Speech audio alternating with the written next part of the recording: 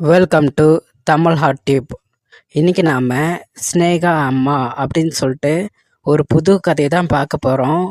இந்த கதையில் அம்மாவுக்கும் மகனுக்கும் நடக்கிற கதையை தான் சொல்ல போகிறேன். சரி வாங்க கதைக்குள்ளே போகலாம்.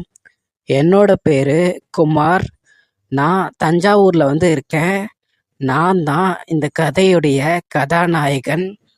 நான் இப்போ தான் 12th முடிச்சுட்டு நான் ரிசல்ட்டுக்காக வீட்டில் வெயிட் பண்ணிக்கிட்டு இருக்கேன்.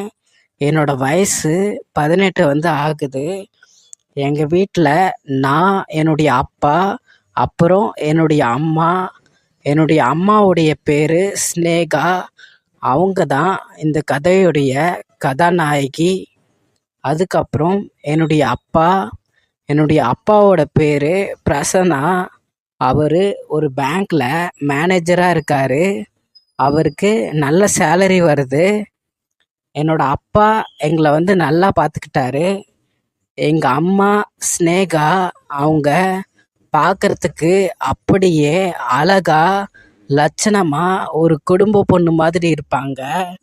அவங்க தான் இந்த கதையுடைய கதாநாயகி. எங்களோட குடும்பத்தில் நான், என்னுடைய அப்பா, அம்மா நாங்கள் 3 பேரும் ரொம்ப சந்தோஷமாக இருந்தோம். என்னுடைய அம்மா ஸ்னேகா ஒரு மகாலட்சுமின்னே சொல்லலாம். அவ்வளோ அழகாக இருப்பாங்க.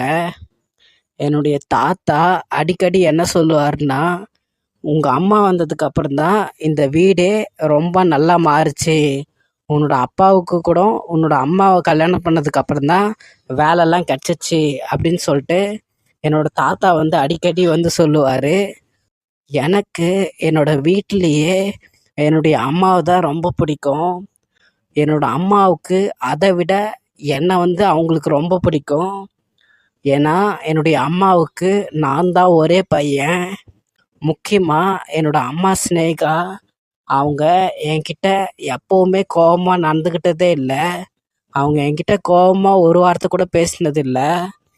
எதுவாக இருந்தாலும் அவங்க என்கிட்ட பொறுமையாக, பாசமாக, அன்பாக மட்டும்தான் பேசுவாங்க.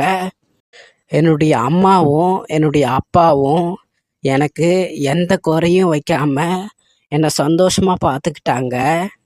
சரி வாங்க கதைக்குள்ளே போகலாம். நான் என்னுடைய ஃப்ரெண்டு, அவனோட பேர் ஜீவா. அவனுக்கு நான் ஃபோன் பண்ணிவிட்டு, டேய் நான் கிளம்பிட்டேன்டா, கிரவுண்டுக்கு வாடா விளையாடலாம் அப்படின்னு கூப்பிட்டேன். ஏன்னா இப்போ லீவுன்றதுனால நாங்கள் கிரிக்கெட் விளையாடலாம் அப்படின்னு சொல்லிட்டு என்னோடய ஃப்ரெண்டை கூப்பிட்டேன்.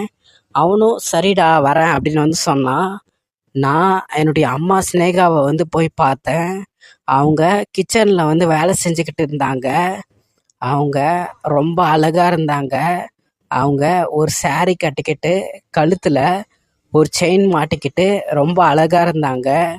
அவங்க கிச்சனில் வேலை செய்கிற அழகை பார்த்தேன்.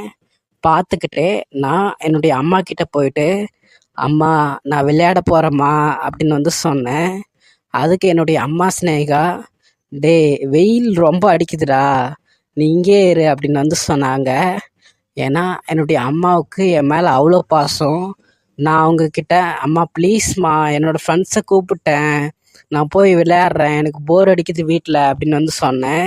அதுக்கு என்னுடைய அம்மா ஸ்னேகாவும், சரிடா பார்த்து போயிட்டு வா, சாப்பிட்றதுக்கு மறக்காமல் வந்துடு வீட்டுக்கு அப்படின்னு சொன்னாங்க. நானும் அவங்கக்கிட்ட சரிம்மா அப்படின்னு சொல்லிட்டு நான் ஒரு கிரிக்கெட் பேட்டை எடுத்துக்கிட்டு நான் கிரவுண்டுக்கு போக ஆரம்பித்தேன். இப்போது நான் என்னுடைய நண்பன் ஜீவாவை பற்றி சொல்கிறேன். ஜீவா தான் எனக்கு இருக்க ஒரே க்ளோஸ் ஃப்ரெண்டு. அவனோட ஏரியா என்னோடய ஏரியா பக்கத்தில் தான் இருக்குது. நாங்கள் 2 பேரும் ஸ்கூலும் ஒன்றா தான் படித்தோம். இப்போது நாங்கள் 2 பேரும் காலேஜுக்கு அப்ளிகேஷன் போட்டுட்டு காலேஜ் எப்போ ஓப்பன் ஆகும்னு சொல்லிட்டு நாங்கள் வெயிட் பண்ணிக்கிட்டு இருக்கோம். நான் கிரவுண்டுக்கு போய் சேர்ந்தேன். நான் கிரவுண்டுக்கு போனதும் என்னுடைய நண்பன் ஜீவா என்கிட்ட வந்தான். சரிடா விளையாட ஆரம்பிக்கலாம் அப்படின்னு சொல்லிட்டு டாஸ் போட்டு நாங்கள் விளையாடிக்கிட்டு இருந்தோம். அப்படி நாங்கள் விளையாடிட்டு இருக்கும்போது அப்போது ஒரு பொண்ணு ஒரு கொடையை பிடிச்சிக்கிட்டு நடந்து வந்தாங்க. அந்த பொண்ணு வேறு யாரும் இல்லை, அது என்னுடைய அம்மா ஸ்னேகா தான். ஏன்னா அப்போ கிரவுண்டில் அப்போ அந்த இடத்துல தூறல் போட ஆரம்பிச்சிடுச்சு. உடனே நாங்கள் வந்து மேட்ச்சை வந்து முடிச்சுக்கலாமா அப்படின்னு வந்து பேசிக்கிட்டு இருந்தோம். அப்போது என்னுடைய அம்மா ஸ்னேகா நேராக கிரவுண்டுக்குள்ளே வந்து வந்தாங்க. அவங்க கிரவுண்டுக்குள்ளே வந்து என்னை பார்த்துட்டு, டேய் மழை பெய்யுதுல்ல, ஏன் இங்கே இன்னும் ஆடிக்கிட்டு இருக்க? ஒழுங்காக வீட்டுக்கு கிளம்பி வந்திருக்கலாம்ல, இன்னும் விளையாடிக்கிட்டே இருக்க. மழையில் நனைஞ்சு அப்புறம் உடம்பு சரியில்லாமல் போச்சுன்னா யாரா பதில் சொல்லுவா உங்கள் அப்பாவுக்கு? அப்படின்னு சொல்லிட்டு என்னுடைய அம்மா ஸ்னேகா என்கிட்ட வந்து கேட்க ஆரம்பித்தாங்க. எனக்கு என்னுடைய அம்மா திடீர்னு கிரவுண்டுக்கு வந்தது எனக்கு கொஞ்சம் சங்கடமாக இருந்துச்சு. என்னோடய ஃப்ரெண்ட்ஸ்லாம் என்ன நினைப்பாங்க அப்படின்னு சொல்லிட்டு நான் யோசிச்சுக்கிட்டு இருந்தேன். நான் என்னுடைய அம்மா ஸ்னேகாவை பார்த்து, அம்மா ஏம்மா இப்படி பண்ணுற? எந்த அம்மாவாவது கிரவுண்டுக்கு போய் வருவாங்களா? ஏம்மா இப்படி இருக்க? அப்படின்னு சொல்லிட்டு என்னோடய அம்மா ஸ்னேகாவை பார்த்து நான் கத்த ஆரம்பித்தேன். அப்போது என்னுடைய ஃப்ரெண்டு ஜீவாவும், டேய் மழையில் நனைஞ்சா அப்புறம் உடம்பு சரியில்லாமல் போயிடும், உன்னோட அம்மா ஸ்னேகா சொல்கிறதும் கரெக்டு தான்டா, அதனால் நீ வீட்டுக்கு கிளம்பு, மேட்சை வந்து நாளைக்கு பார்த்துக்கலாம் அப்படின்னு சொல்லிட்டு அப்படியே என்னோடய ஃப்ரெண்டு ஜீவாவும் அவனோட வீட்டுக்கு வந்து கிளம்ப ஆரம்பித்தான்.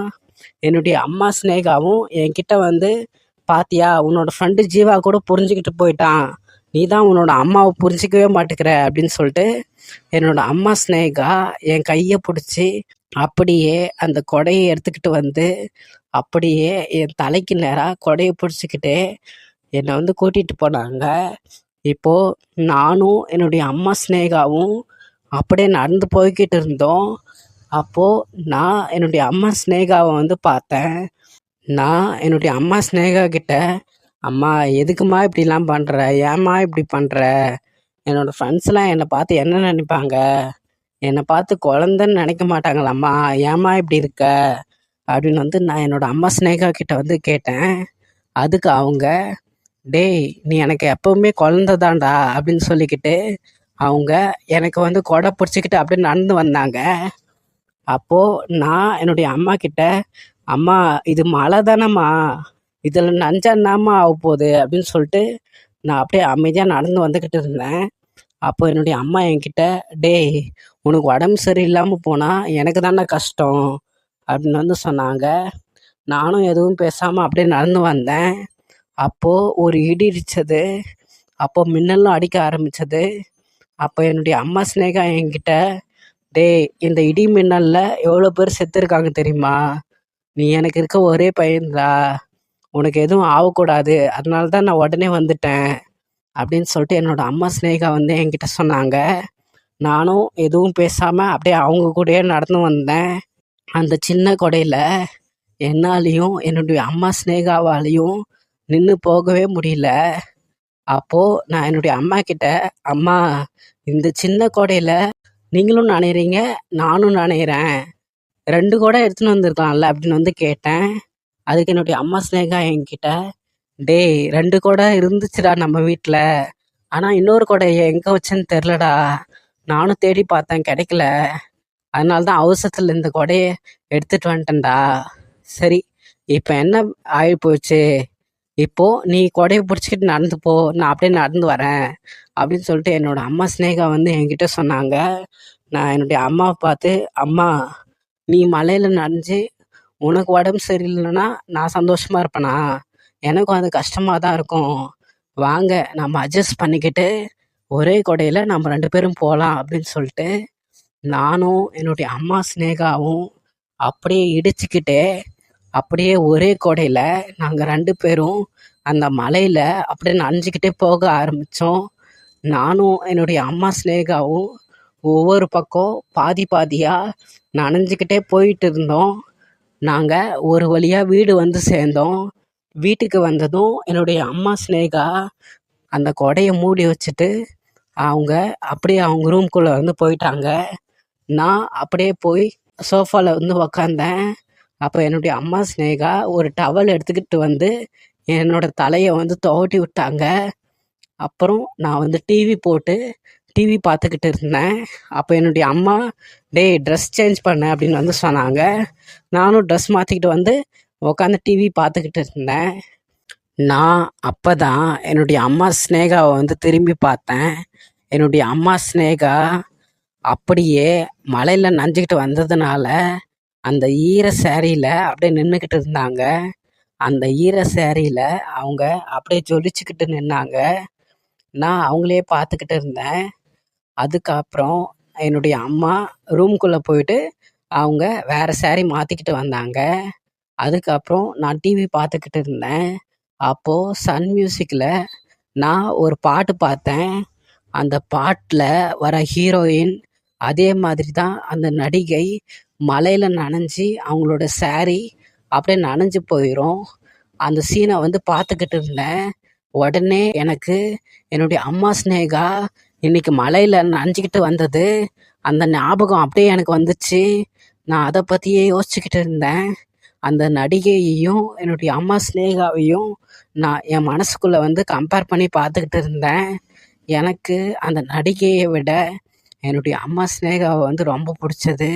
நான் அதை பற்றியே யோசிச்சுக்கிட்டு டிவி பார்த்துக்கிட்டு இருந்தேன். அதுக்கப்புறம் என்னுடைய அம்மா ஸ்னேகா கிச்சனில் போய் ஒரு சில வேலைகளை பார்த்துக்கிட்டு இருந்தா. அப்போது நான் என்னுடைய அம்மா ஸ்னேகா கிட்ட, அம்மா இந்த மழையில் ஏதாவது பஜ்ஜி பகோடா எதனா சாப்பிட்டா நல்லா இருக்கும்ல.